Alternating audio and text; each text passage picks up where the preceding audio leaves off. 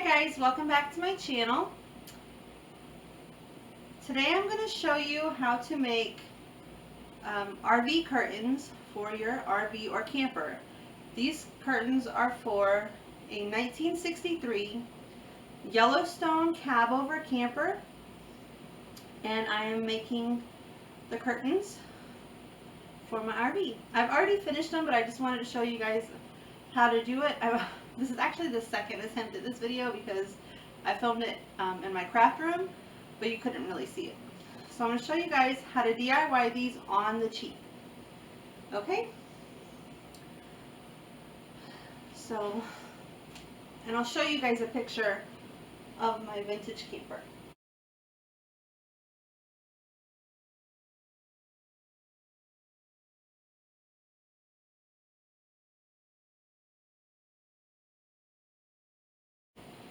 Okay, so this is what I started with. It is, I believe I got these from Family Dollar. I got it a couple years ago. I think it's close to, I want to say $10 a set, but I'm not exactly sure if it's even that much. But it comes with 2 curtains this size, and then it came with a matching valance. Here, I have it upside down. Yeah. And then it came with a matching valance. I had both of these, I had a whole bunch of these because I had a set, or I had, not a set, I had these out in my dining room because there's a lot, it's like a wall of windows in there. But I wound up having to take them down because they're not, this is just that, sorry, because they weren't thick enough to block out the sun, and it was getting really hot in there. So this is the valance, and that's what I needed. I think it took me 1, 2, 3, 4, 5, 6, 7, 8, 9 sets. No, because each one of these are a curtain panel. I think I wound up using 6 sets of these, which sounds like a lot, but I already had them. But when you get into, I don't even think it was that, maybe it's 3 sets. It's 3 sets. When you get into how much fabric costs, it can get expensive. Okay, so this is step 1. I'm going to rip all the seams out along all the seams on the top and the bottom, leaving the side seams. Okay. Start ripping the seams out. I want to tell you what you're going to need. You're going to need a seam ripper. You're going to need some sort of, you can use measuring tape, or you can use a fabric tape measure. And you will need a pair of, hopefully you have fabric scissors. My husband just bought me a brand new pair and I already lost them, so I will be using hair cutting scissors, which are really dull anyway. Okay. You have to be really, this fabric is really delicate, so you have to be really careful not to poke a hole in the fabric, because you're not going to want holes in your curtains. Okay. So I'm going to take my seam ripper and just work my way down. Just gently, not any force, and just letting the seam ripper do its job. If you find that you're having a tough seam, just work on one stitch at a time. Not all of them will go as easy as this. Just like I said, be very careful that you're not poking a hole through the fabric. If you get overzealous or try to go super fast, you're going to poke a hole in the fabric, and I know that from experience. I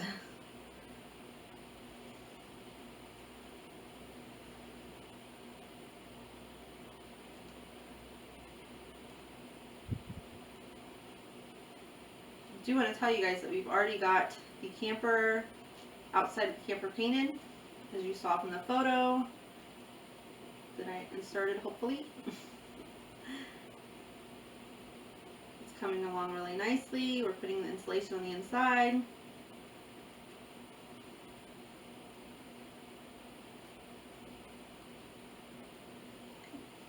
I'm just going to continue to rip all the seams out. This one has like a double seam. So it has a seam here and then it has a seam here, so you have to get both of them.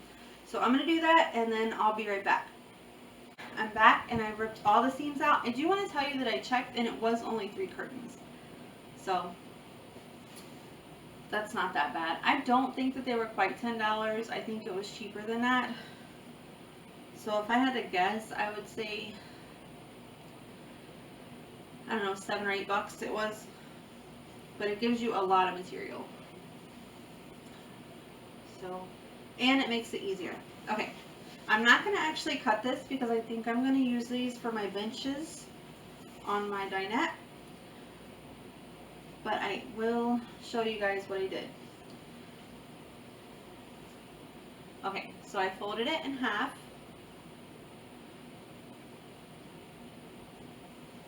And then then I ironed down where it was exactly in half. Then I took my scissors and I cut, after I ironed it, I cut the crease where it was exactly in half, and that gave me 2 separate panels. Then I went, this is my scraps, but I'll show you. Then I cut them down to, I measured them out to be 22 inches from, it was already unfolded, from the unfolded part down. This is like the leftover off of it, so it's not the actual curtain. Okay, so once I do that, the first thing once I've measured it, then I come over here and I'm going to make a seam here, and I would go out and iron it all the way down, and then I would take it to my sewing machine and I would sew along the seam to create an edge, just like the other side here. Then once I have that done and both ends have an edge, then I would work on the top. And the way that I did it, because I didn't ruin, this is what made it easy. This is why I think this is a good hack. Because all you have to do is sew now back where the seam originally was. And then you have your instant curtain. And I'll show you one that I have already done. Right here. Sorry, just a second. And this is what you're going to wind up with. See how it's got the seam? It's got the seam, and then I seamed it here at the bottom. And I think I needed, let's see, there's 6 on that one. So I needed like 12 curtains of this size to cover, because I have it's 2 separate curtains, but I'm going to put it on a 1 curtain rod long area in the front to cover 2 windows, and then I have 2 windows on the side, 1 window in the back of the camper, and then up top in the cab over part, like bunk area, there is 2 small curtains on this, or 2 small windows on the side, and then 1 longer one up top. So this was for the 2, this is for the 2 in the front and then the 2 on the side, those 4 windows. That's what these curtains are for. Now I'm going to show you how I made the curtains for all the rest of the windows, because they weren't as long as these particular curtains. So the other way to make it for the other curtains that were shorter was even easier. Okay, sorry, just a second. Okay. I have them labeled to know which ones they are so I don't get them mixed up. Okay, this is for the back window. Make sure I leave that on there. And what I did for this window, I made 2 curtain panels, and this is what I did for all the rest of the windows, because they were all the same, close to the same length, like within 1 inch to 1/2 inch. So I took the valance that came with the curtains. I think I only wound up using 1, 2, it might have been 3. I think it was the same. Well, all together was 3 sets. Okay, so I took this. Again, I ripped all the seams out along the seam. For these particular curtains, because these are longer, I think I cut it a 3/4 length. 3/4 of the length of the, which will be about here for the curtain, and then I cut it in half, and then I used the same steps as I used for the previous curtain, where I would sew along the side where I cut it. I can barely tell which one is the one I did and which one is the one they did. If you could see it up close and personal, you'd be like, no, I see it. Because if you guys watch my channel on a regular basis, you know my eyes aren't very good, so it's hard for me to see, but you would see the imperfections. But anyway, I sewed along the sides. This is the hem, this is actually the top. This is the hem, or the original seam that was already there. I sewed to make little ruffles at the top, and then I sewed the bottom, and then I just put the original hem. If you notice, where is it? Let me see. Compared to, this is the only things that you're going to know because you did it. But compared to this is the bottom hem. Compared to the bottom hem on this one and compared to the bottom hem on that one, they're different. But I didn't want to waste all that material to make this thick of a bottom. I mean, it's really not needed. But I put it back because it was the original seam. And it just made my life easier because I didn't have to remeasure anything. I just knew this was a good length and I was able to use it. So now I want to show you a way that you could hack it. If you don't want to use this many panels, you can come out cheaper. You potentially can get, let me fold this back up. You potentially can get 4 curtain panels out of 1 curtain panel, if that makes sense. Let me show you in just a second. It may be a little different with the valances, but you would have them for, depending on how big your windows are in your camper. My front ones are pretty long. There is no standard camper size. But, so out of this panel, is that the right way? No. Out of this panel, you could potentially get 4 curtains. And I could have done it that way, but I was being picky. I wanted all of my tops to match, or all my curtains to match. So I only cut the tops off of each curtain, and then I had all this extra material left over. Which is this. Just a second, I want to keep it all organized. Which is this, what I showed you earlier. This is leftover fabric from what I cut off. So I could make it where it folds over and follow the same pattern as I did on my other curtains and stitch along the seam and make for your little ruffles. You could totally do it that way. And then, I don't even think it's that big, but anyway, and then you could stitch along the seam. This has a small seam here at the bottom.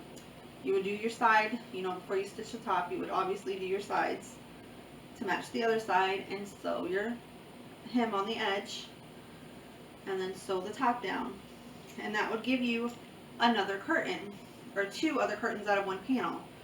So for 1 full set you could get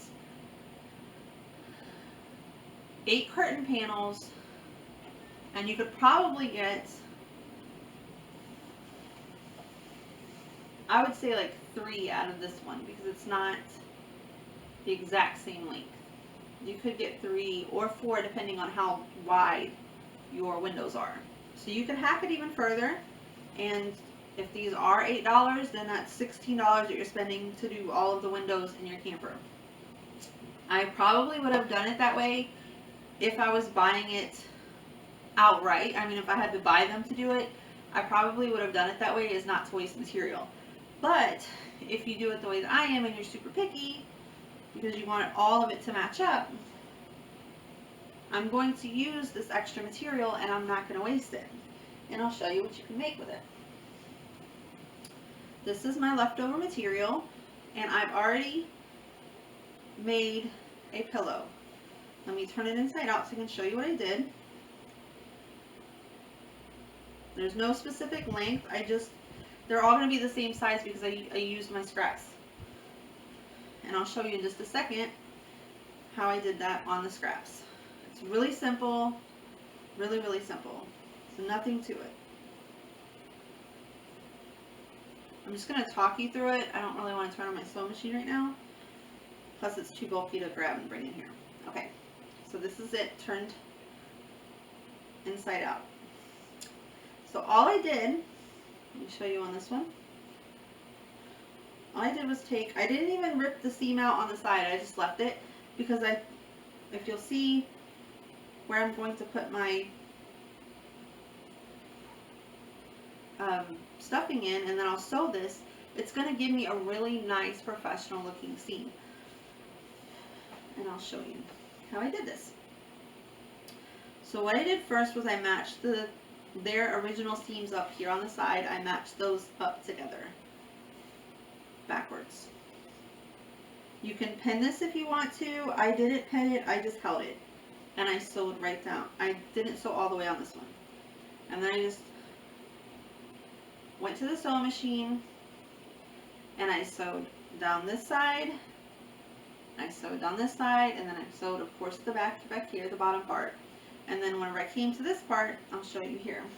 I just sewed a few inches in on this side and a few inches in on this side, leaving me with this opening here so that, let me turn it right side out. And these are just going to be like throw pillows for the couch in the back. It's better to use a pencil or something to poke your corners out. You want them to be as sharp as they can. You just want a good edge on your pillow. That one did good. On your corners on your pillow.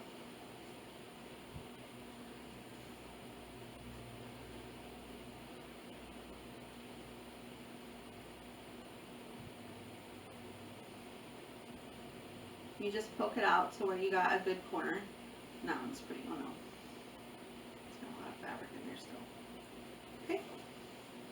And then once I can get to the store and I buy my stuffing, I will then stuff the pillow, and then I will do a invisible stitch by hand along this area, sewing it up. And I'll show you guys when I finish it, when I can, like I said, when I can finally get to the store. And then I'll show you what it looks like. But yeah, they just kind of matches it. You can either set it this way, or you can lay it flat. It doesn't have to be perfectly in line with the curtains. So that's what I'm going to do so that I don't waste. And like I said, I think with this one, I think I'm going to cover at least the bottom of my cushions with this, and it'll have to be sideways. It won't be straight up and down matching perfectly with my curtains, because then I would have to waste a lot of material. So I'm gonna have it go like this, and it looks like it would probably fit perfectly, which I haven't got them made yet to put together. I'm waiting on the stores to. Well, I'm waiting to be able to go out to the store. We have, I mean, of course, Walmart's always open, and Home Depot and Lowe's are open. I just don't want to unnecessarily be going out. Although we have periodically had to go get some things for the trailer that there was just no other way. We couldn't go any further without going and getting them. So there were some things that we had to go and get, and now we're just at a point where we're holding off. Like, he's put all the insulation in the inside, so we're waiting on that to get more insulation. But once we get that, we're almost ready to start putting the walls in. We have some of the walls in, as you'll see. You probably saw from this thumbnail. I'm hoping I can get that shot in here.